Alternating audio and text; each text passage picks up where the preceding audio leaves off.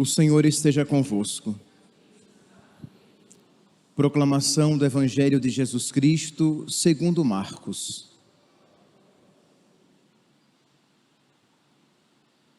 Naquele tempo, Jesus se manifestou aos 11 discípulos e disse-lhes: Ide pelo mundo inteiro e anunciai o Evangelho a toda a criatura. Quem crer e for batizado será salvo. Quem não crê será condenado. Os sinais que acompanharão aqueles que crerem serão estes: expulsarão demônios em meu nome, falarão novas línguas, se pegarem em serpentes ou beberem algum veneno mortal, não lhes fará mal algum.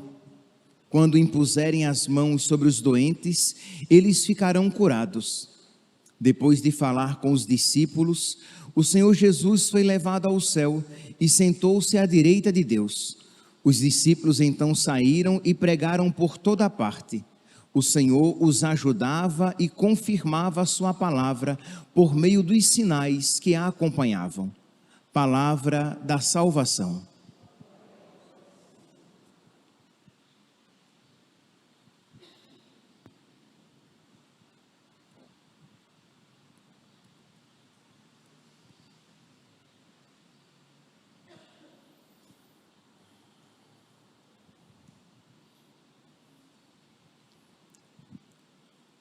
Caríssimos irmãos e irmãs, estamos celebrando a festa de São Marcos. São João Marcos é o seu nome hebraico, João, e Marcos, o nome helênico, o nome grego, que demonstra que ele conhecia a cultura grega, e ele foi o tradutor de São Paulo, o tradutor de São Pedro. Quando nós ouvimos o Evangelho de São Marcos, devemos ter sempre em mente que ali nós encontramos algo de São Pedro, porque ele conviveu, ele acompanhou São Pedro. São Marcos, a sua família era uma família cristã de Jerusalém.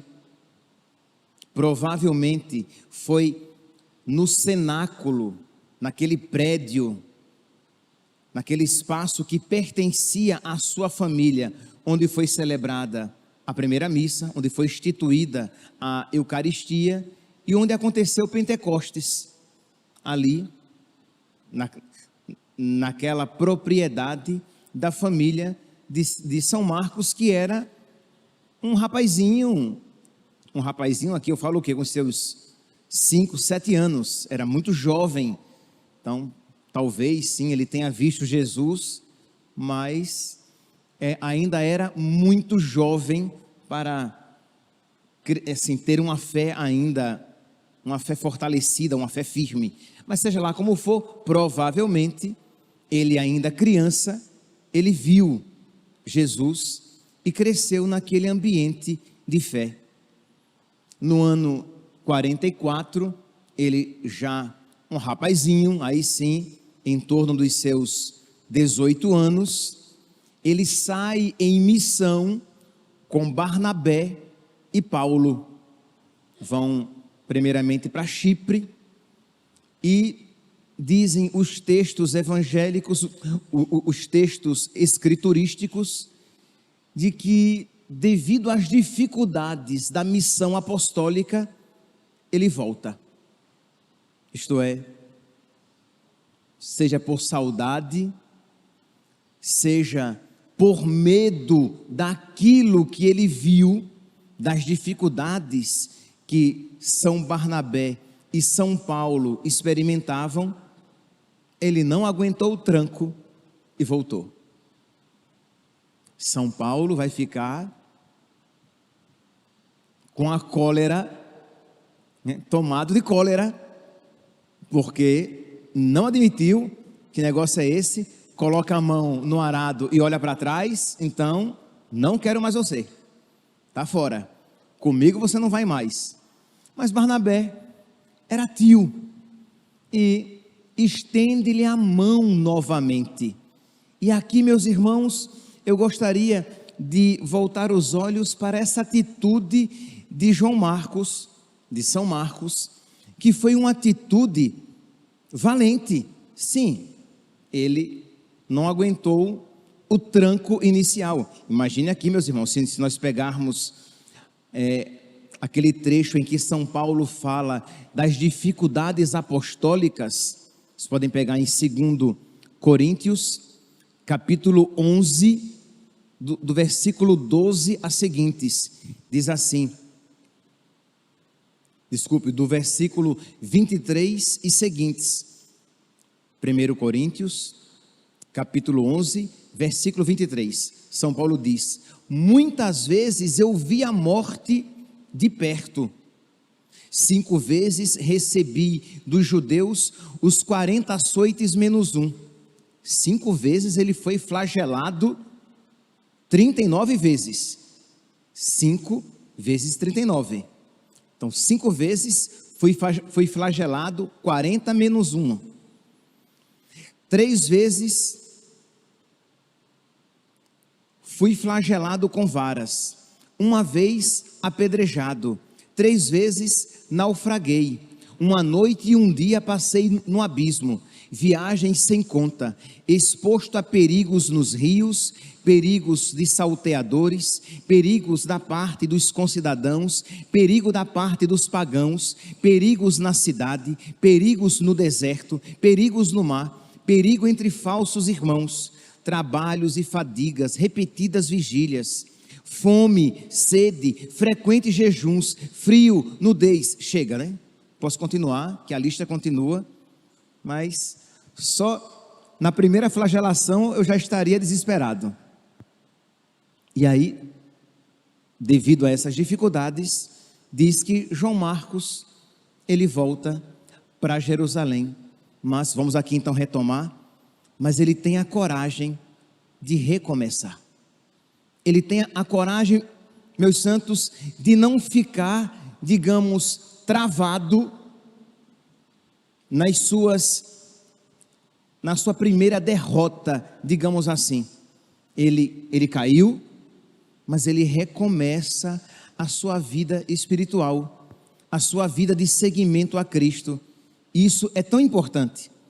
Por quê? Porque às vezes ficamos lambendo as nossas feridas diante de uma derrota, diante de uma queda, diante de uma dificuldade, porque sem dúvida voltar para a missão era uma dificuldade muito grande, mas o que é que ele faz? Ele faz aquilo que São Pedro, de quem ele era secretário, ele faz aquilo que São Pedro aconselha hoje, na sua primeira carta, capítulo 5, versículo 7, lançai sobre ele, sobre Deus, sobre Jesus, lançai sobre ele toda a vossa preocupação, pois é ele quem cuida de vós. Então, diante dos seus medos, diante das dificuldades da sua vida, São Marcos precisou aprender a colocar nas mãos de Deus todas as suas preocupações e todos os seus sofrimentos. São Pedro, mais abaixo, ele vai dizer algo muito importante. Pedro, eu desmarquei aqui, deixei a fitinha e arranquei aqui. São Pedro vai dizer, no versículo 9, ele vai dar um conselho para todos nós, mas que é tão importante, principalmente para quem está passando por dificuldades na sua vida. Isso aqui se aplica a tudo, tá? Se aplica até à sua vida profissional. Nós iremos aqui aplicar a vida de fé, mas se aplica a tudo. Então, São Pedro, diante dos cristãos que estavam sofrendo perseguição, diante dos cristãos que estavam morrendo por causa da sua fé, e é claro que São Marcos pôde aplicar também este conselho à sua própria vida, isto é, versículo 9, 1 Pedro, capítulo 5, versículo 9, vós sabeis que os vossos irmãos que estão espalhados pelo mundo sofrem os mesmos padecimentos que vós. Isto é, João Marcos, ele não deveria temer os sofrimentos da sua vida, primeiro, porque outros irmãos seus padeciam sofrimentos semelhantes. E os seus sofrimentos não eram os maiores do mundo, porque outros irmãos sofriam, padeciam coisa semelhante. Existe uma tendência em nós de que quando estamos sofrendo, duas atitudes: achamos que só nós estamos sofrendo, só nós estamos passando por dificuldades. Repito, eu aqui estou aplicando ao contexto de fé, mas você pode aplicar a vários contextos. Você pode aplicar na sua família. Você acha que só a sua família tem problemas financeiros, de saúde, de relacionamento? Você acha que só a sua família passa por dificuldades? Você acha que só você chora por causa dos seus problemas? Você acha que só você tem dificuldades na sua vida financeira ou no seu emprego? Isto é ilusão. Saia de você mesmo, deixe de ser vitimista e dê este passo de maturidade. Agora apliquemos a fé. Você acha que só você sofre para ser fiel a nosso Senhor, para viver à altura da sua fé, para ser fiel a Deus e a sua santíssima vontade manifestada nos seus mandamentos? Então, a primeira tentação é esta, de você achar que só você sofre. Aí não, aí você dá o passo e diz, não, tá bom, muita gente sofre, mas não como eu. Você acha que o seu sofrimento, segunda pergunta, é o maior dos sofrimentos? Que você está sofrendo mais do que outros? Será que de alguma maneira você não está sofrendo como todos os outros sofrem? E muito provavelmente há outros que sofrem muito mais. Então é isso que São Paulo está dizendo para os primeiros cristãos, isto é, os cristãos que estavam sendo perseguidos, os cristãos que estavam perdendo a própria vida, os cristãos que estavam perdendo os seus bens, a sua segurança. São Pedro vai dizer então, vós sabeis que os vossos irmãos que estão espalhados pelo mundo sofrem os mesmos padecimentos que vós. Então aqui, este conselho que depois foi escrito, esta palavra que foi escrita, mas quem garante que São Marcos, que foi secretário de São Pedro, não tenha ouvido isso do próprio Pedro? Isto é, de sair de si mesmo, de dar o passo e de enfrentar as dificuldades da sua vida. E isso São Marcos fez.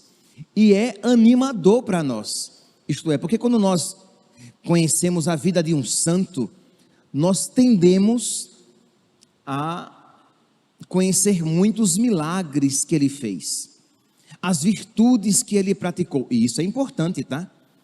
Mas nem sempre nós conhecemos as batalhas interiores e as limitações que ele teve que superar, e isso é animador para nós, porque se nós vemos santos, muito perfeitos, que nunca tiveram limitação nenhuma, você pode cair no desespero de dizer, eu não sou como ele. Ele, desde pequeno, foi muito santo. Mas quando você vê alguém que progrediu na fé, que venceu as suas limitações, isso talvez, provavelmente, abra você a mais esperança de dizer, se ele, graças a Deus, conseguiu progredir, eu posso progredir também. Se Marcos foi fraco no início, ao ponto de abandonar a missão, mas depois ele venceu a sua limitação e foi valente e corajoso ao ponto de entregar a própria vida no final da sua missão aqui na terra, morreu mártir como bispo de Alexandria no Egito. Então se a graça de Deus foi nele vitoriosa, a graça de Deus pode ser vitoriosa também em mim. Então vamos lá, meus santos, vamos sair desse vitimismo, de ficar lambendo as próprias feridas, de achando que os seus sofrimentos são os maiores de todos, achando que só você tem problemas e dificuldades, mas dar esse passo na fé e saber, estamos todos aqui, todos passando por dificuldades, uns de uma maneira, outros de outra, mas estamos todos batalhando para que sejamos fiéis a nosso Senhor, para que estejamos à altura da graça de Deus na nossa vida, para que não desperdicemos os dons de Deus na nossa vida. Estamos todos aqui com a vida em risco, a vida verdadeira, a vida eterna. São Pedro vai dizer nesta sua mesma carta, nesta sua mesma primeira carta, agora aqui no capítulo 4, no versículo 12, ele diz assim: caríssimos, não vos perturbeis no fogo da provação, como se acontecesse alguma coisa extraordinária. Isto é um balde de água fria contra todo vitimismo. Por quê? Porque quando estamos sofrendo, claro, geralmente um sofrimento grande, quando estamos sofrendo, nós tendemos a achar, que somos especiais. Especiais em que sentido? De que aquele sofrimento extraordinário é extraordinário, desculpe-me aqui a redundância. E São Paulo está dizendo aqui, não tem nada de extraordinário, tem muita gente sofrendo muito também.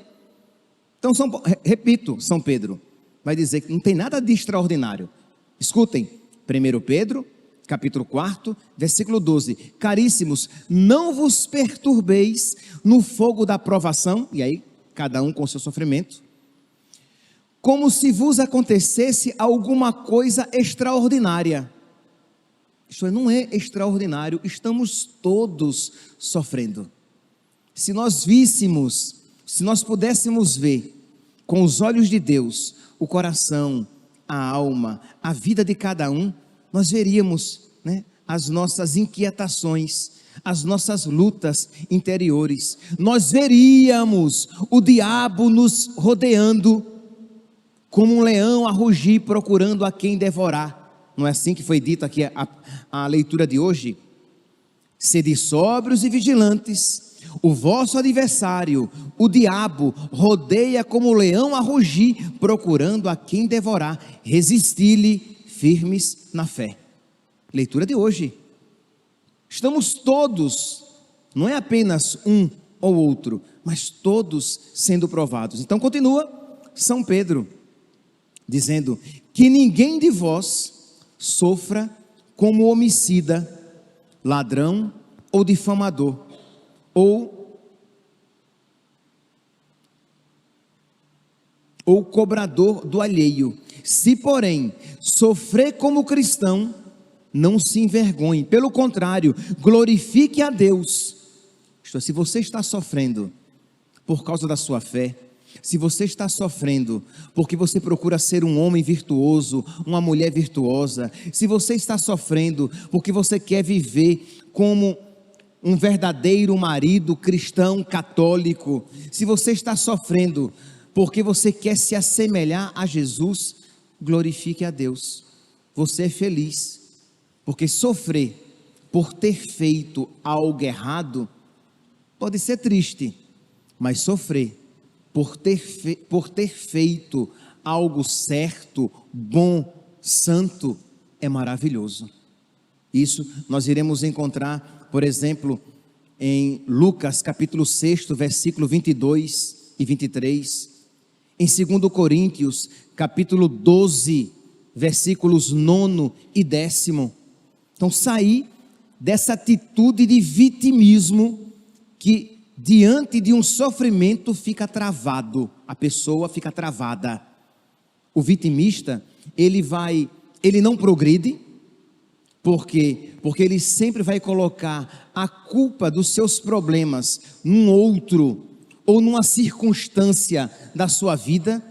Então vamos lá aplicar a São Marcos. Ele poderia dizer que ele voltou para Jerusalém Por quê? Porque eram muitas as dificuldades. Porque eram muitos problemas. Se ele ficasse colocando a culpa da sua volta para Jerusalém nos problemas que ele tinha encontrado na missão, ele não teria progredido na fé. E ele não teria ido novamente, tentado novamente com Barnabé. Mas ele viu, ele reconheceu a sua limitação e lançando em Deus todas as suas preocupações, ele tentou mais uma vez. Ele não ficou dizendo: São Paulo foi muito exigente comigo. São Paulo queria já que eu fosse muito maduro na fé. Ele não colocou também a culpa em São Paulo. Ele tomou sobre si as responsabilidades da sua vida. Isto é, se eu não conseguir dar conta, é por culpa minha. A graça de Deus me foi oferecida, como foi oferecida a Barnabé, como foi oferecida a Paulo. Se eu não dei conta, foi porque eu não fui suficientemente aberto à graça de Deus. E isso é necessário, é importante para que você possa suplicar. Mas se a culpa de você não ser santo, se a culpa de as coisas terem dado errado na sua vida é de um outro, ou das circunstâncias externas, você vitimistamente fica paralisado. Que afinal de contas, a culpa não é sua, a responsabilidade não é sua, então você não tem nada o que fazer. Mas se você toma sobre si a responsabilidade da sua vida espiritual, você pode suplicar a graça de Deus para que Ele vença as limitações do seu coração.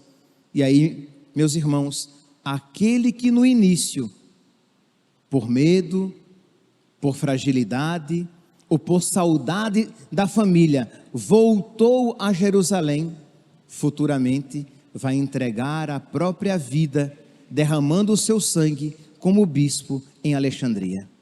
Que nós hoje então, meus irmãos, celebrando São Marcos, peçamos a sua intercessão.